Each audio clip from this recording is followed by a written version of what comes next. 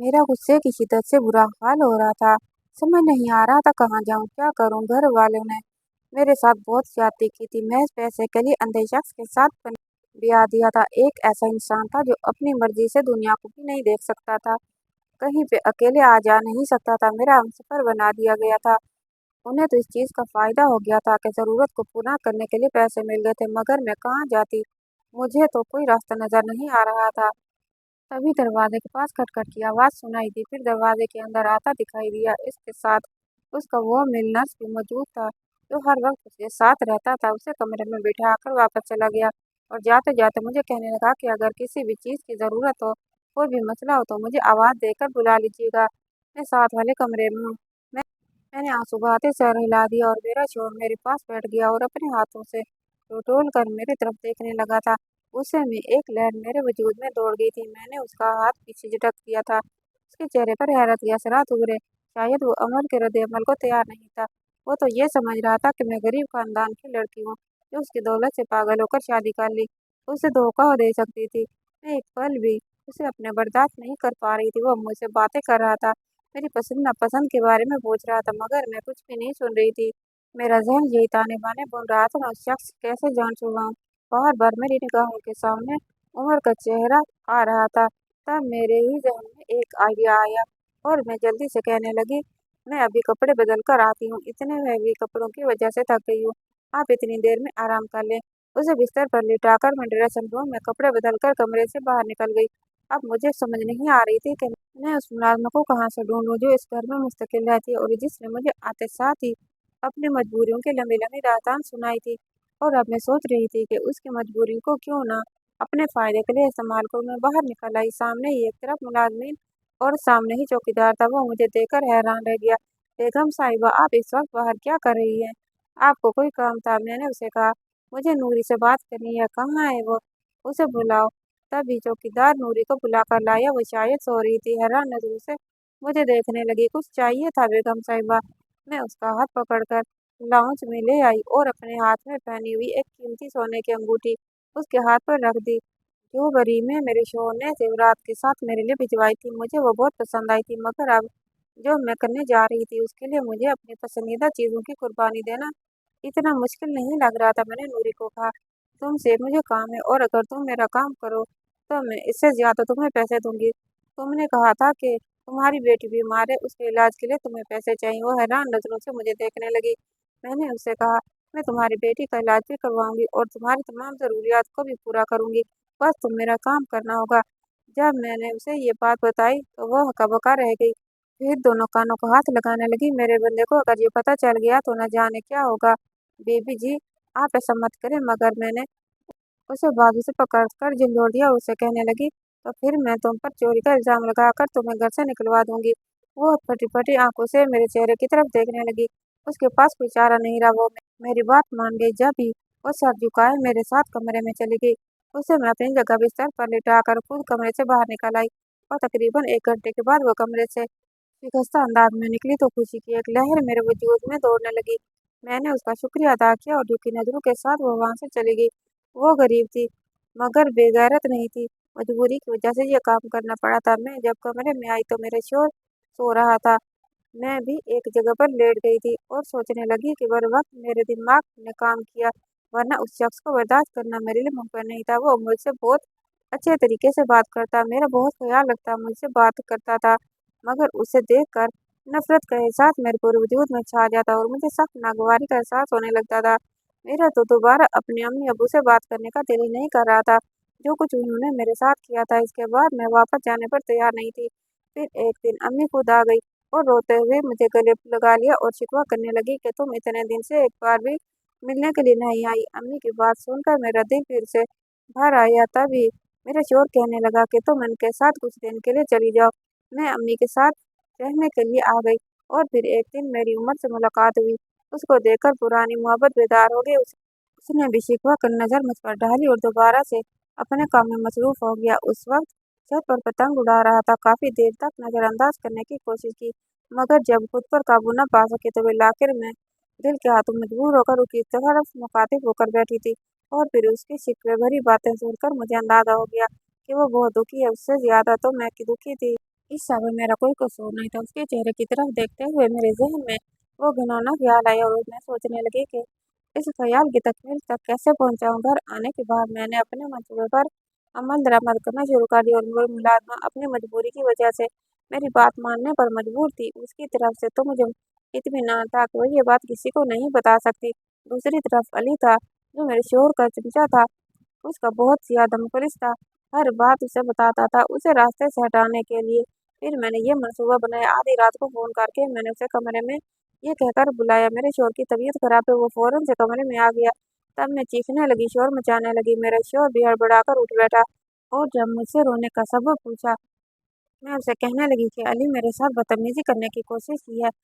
अली ये बात सुनकर परेशान हो गया था। उसने अपनी सफाई देने की बहुत कोशिश की, मगर मेरे शोहर ने वही सुना जो मैंने उसे सुनाया था और वही देखा जो मैं उसे दिखा रही थी। और उसने फिर अली को उस नौकरी से निकाल दिया था। अली ने बेगुनाही साबित करने की बहुत कोशिश की थी, मगर उसे बिल्कुल भी इसमें कामयाबी नहीं हुई थी। और अब सोचे समझे प्लान के तहत मैंने अपने शोहर को कहा, मेरा दूर का एक कज़न है, वैसे भी उसे नौकरी की तलाश है और वो आपके साथ रहेगा, आपका ख्याल भी रखेगा। ये सुनकर मेरे शोहर कहने लगे, अगर तुम कह रही हो तो सही होगा, यूं भी तुमसे ज्यादा मेरे साथ कौन मुखलिस हो सकता है। उनकी बात सुनकर एक पल को मैं शर्मिंदगी की गहराइयों में डूब गई थी कि मैं उनके साथ क्या कर रही थी और उनके मेरे बारे में कैसे जज्बात थे। मगर मैंने अपने जज्बात को सुला दिया था और फिर मैंने उमर को घर में बुला लिया। उसे अली की जगह दे दी थी और वो भी मेरी वजह से काम करने पर तैयार हो गया था। यूं भी ये इतना बड़ा घर था, यहाँ पर वो आराम से रह रहा था, उसे किसी चीज़ की कोई कमी नहीं थी और यहाँ पर उसे मेरी कुर्बत भी मैसर थी। हम दोनों ही बहुत खुश थे, कामयाबी से खेल खेल रहे थे। मैं अपनी मुलाजमा को अपने कमरे में बुला लेती और खुद उमर के कमरे में चली जाती। सब कुछ मेरी मर्जी के मुताबिक हो रहा था। एक दिन मेरे शोहर कहने लगे कि मैं काम के सिलसिले में मुल्क से बाहर जाना चाहता हूँ। ये सुनकर मैं भौंकलाकर रह गई। अगर वो मुल्क से बाहर जाएंगे तो उमर भी उनके साथ चला जाएगा। उमर के बगैर मैं कैसे रह सकती थी। तभी बातों बातों में मैंने उसे पूछा कि आप अपने साथ किसको ले जाएंगे, आपका ख्याल रखने के लिए कोई होना चाहिए। वो कहने लगे, मेरे साथ मेरा दोस्त जा रहा है, वो मेरा ख्याल रखेगा। उनकी बात सुनकर मैं मुतमिन हो गई। मुझे भला इस बात पर क्या एतराज़ हो सकता था। वो फिर मुल्क से बाहर चले गए थे। ये कुछ दिन में मैंने बहुत भरपूर अंदाज में गुजारे थे। अपने शोहर के पैसे इस्तेमाल करते करते मैं उमर के साथ ऐश कर रही थी। पूरे पाकिस्तान में जगह जहाँ पर वैसे जाने का तसव्वुर भी नहीं कर सकती थी। इन सब जगहों पर ना सिर्फ हम दोनों घूमने के लिए गए थे, बल्कि हम दोनों ने बहुत ज़्यादा एंजॉय किया था। ज़िंदगी में आने वाले ये लम्हात हम लोगों ने भरपूर तरीके से गुजारे थे। हम दोनों बहुत खुश थे। और फिर कुछ दिनों के बाद जब मेरा शोहर घर आ गया था, तो वो पहले से बदले हुए लग रहे थे। उन्होंने मुझसे इस अंदाज में बात की थी, मगर फिर भी उनका लहजा बदला हुआ था। देखने में भी वो पहले से ज्यादा सेहतमंद हो गए थे। उनके चेहरे पर भी संजीदगी तारी थी। और रात को फिर हस्ब मामूल मैंने मुलाजमा को अपने कमरे में बुला लिया और फिर खुद उमर के कमरे में चली गई। मुझे उसके कमरे में गए थोड़ी ही देर गुजरी थी जब एकदम दरवाज़ा खुला और कमरे की लाइट ऑन हो गई। और जब मैंने पीछे मुड़कर देखा, तो मैंने जब आंखें खोली तो घर में मैंने गुर्बत का माहौल देखा था। सारी जिंदगी हर चीज़ के लिए तरसते हुए गुजार दी थी। घर में अम्मी अब्बू के अलावा हम 8 बहन भाई थे। मैं बहन भाइयों में सबसे बड़ी थी। यूं घर के काम काज की जिम्मेदारियां मुझ पर ही थी। बाकी बहन भाइयों को छोटा होने की वजह से फिर भी रियायत मिल जाया करती थी। अम्मी को भी मेरी हरकतों पर काफी ज्यादा एतराज रहता था। उन्हें मेरी सहेलियों के घर आने जाने पर एतराज होता, ज्यादातर वक्त छत पर गुजारने पर। गर्ज ये कि बहुत सारी बातों पर एतराज जिन्हें मैं एक कान से सुनकर दूसरे कान से निकाल दिया करती थी। मुझे ऐसा लगता था जैसे अम्मा हम बहन भाइयों से मोहब्बत नहीं करती, उन्होंने बस हमें पैदा करके दुनिया में लाने की जिम्मेदारी ही निभाई है। मैं ऐसा सोच सकती थी, अम्मा के सामने ऐसा कह नहीं सकती थी, क्योंकि वो चप्पल उतार कर मारने में देर नहीं लगाती थी। कमाने वाले सिर्फ अब्बा ही थे। तीनों बेटे बहुत छोटे थे। ऐसे में घर पर ज्यादातर दाल सब्जी में पकती थी। कभी कभी तो घर में फाके की नौबत भी आ जाती थी। हमें अच्छा खाना महीनों बाद ही नसीब होता था। उमर मेरी जिंदगी में बाहर की मानद आया था। वो लोग कुछ कुछ टाइम पहले इस मोहल्ले में आकर आबाद हुए थे। ये घर उन्होंने किराए पर लिया हुआ था और वो हमसे भी ज्यादा गए गुजरे थे। हमें एक दो फायदा ये था कि कच्चा पक्का सही मगर घर अपना था। मगर वो लोग तो बेचारे घर से ही महरूम थे। उमर की कोई नौकरी भी नहीं थी। वो सारा दिन दोस्तों के साथ यहाँ वहाँ घूमता फिरता रहता था। हम दोनों एक ही दूसरे को पसंद करते थे, शादी करना चाहते थे। जब उमर ने मेरे लिए रिश्ता भिजवाया तो अम्मा अब्बा ने ये कहकर रिश्ता उसी वक्त मना कर दिया था कि लड़के के चाल चलन ठीक नहीं है और ना ही कोई नौकरी है। ऐसे निकटे इंसान के साथ काम में क्या फायदा। बेटी हर दूसरे दिन रोकर मेके की दहलीज पर आती रहे। अम्मा की बात एक हद तक ठीक थी, मगर मैं फिर भी अपने दिल के फैसले से पीछे हटने को तैयार नहीं थी। मैंने जब इस बात पर एहतजाज किया तो अम्मा ने मेरी बात पर बहुत ज्यादा पिटाई की थी और अम्मा से मार खाने के बावजूद भी मैं अपनी बात से पीछे नहीं हट रही थी।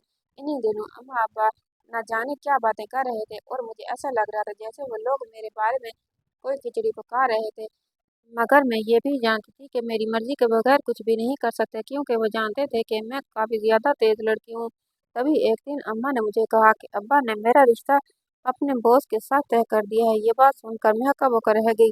ऐसे भला कैसे हो सकता है? आप लोग मेरी रज़ा जाने बगैर मेरा रिश्ता कैसे तय कर सकते हैं, जबकि आप जानते भी हैं कि मैं किसके साथ शादी करना चाहती हूँ। अम्मा ने मेरी बात सुनकर सर पीट लिया और कहने लगी कि वो निकटू जो 10 रुपया भी नहीं कमाता, वो तुम्हें कमा कर खिलाएगा, वो तुम्हारी ज़रूरियात कैसे पूरी करेगा। अम्मा की बात सुनकर मैं चुप हो गई थी। तो अब्बा भी रिश्ते की हामी भर रहे थे। अम्मा की निस्बत अब्बा से बहुत ज़्यादा डरती थी और उनके सामने तो मैं ऐसी बात करने के बारे में सोच भी नहीं सकती थी। अब्बा को सांस शुगर का मसला बहुत ज़्यादा था। पिछले कई सालों से शुगर की बीमारी थी और अब उन्होंने मेरा रिश्ता तय कर लिया तो उन्हें उनके बॉस ने बहुत ज़्यादा माली मदद की थी, जिसके बारे में मुझे बाद में अंदाज़ा हुआ था।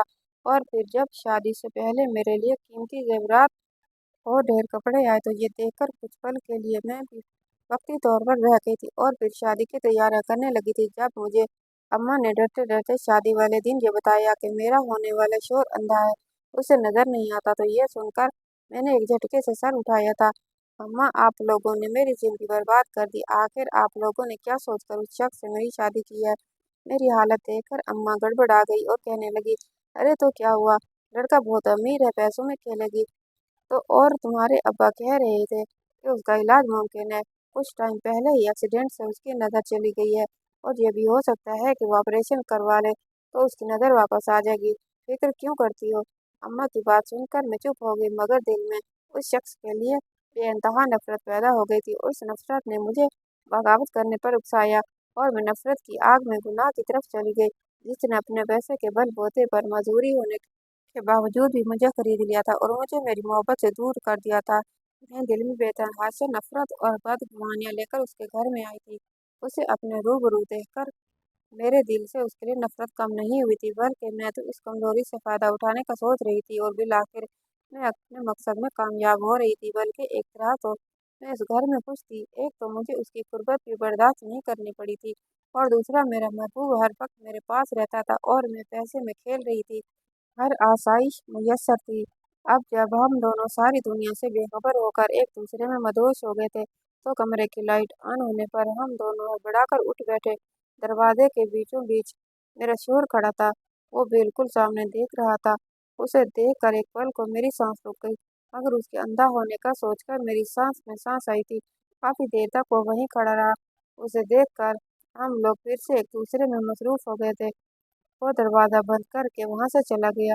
अपने शोर की ये कमज़ोरी मेरे लिए बहुत फ़ायदेमंद साबित हुई थी और अगले दिन जब मैं सुबह नाश्ता करने के लिए टेबल पर आई, तो ये देखकर मैं हक्का-बक्का रह गई। सामने टेबल पर मेरा शोहर बैठा हुआ था और हैरानगी की बात यह थी कि उसके हाथों में अखबार था, आंखों पर चश्मा लगाए वो अखबार पढ़ने में मसरूफ था। मैंने और उमर ने हैरान और परेशान नज़र एक दूसरे पर डाली।